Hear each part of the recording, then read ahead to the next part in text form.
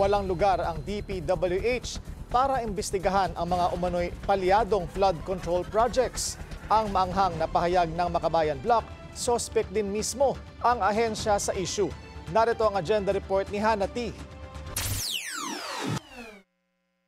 Hindi dapat DPWH ang magsuri sa sarili nitong kapalpakan, kundi ang COA.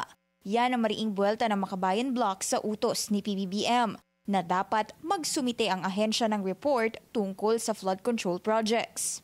Anila, it's like asking the fox to guard the henhouse dahil kasama ang DPWH sa problema at hindi sa solusyon. Maging si Senator Risa Hontiveros tiwala sa Commission on Audit at posibleng magamit din ang reports nito ngayong malapit na ang budget debates. I-audit yan at gawing available sa amin dito sa Senado, lalong-lalo na sa minority. Ang COA ang may technical expertise at independence na magkasa ng maingat na audits sa government agencies. Isa sila sa nooy nag-expose ng PDAF o pork barrel scam noong 2013 at nag-question sa confidential funds ng opisina ni VP Sara.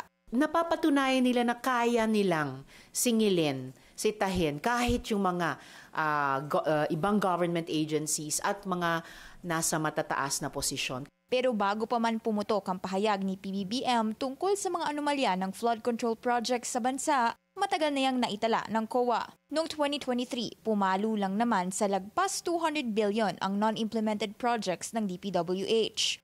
Magkasama na riyan ang local at foreign assisted projects.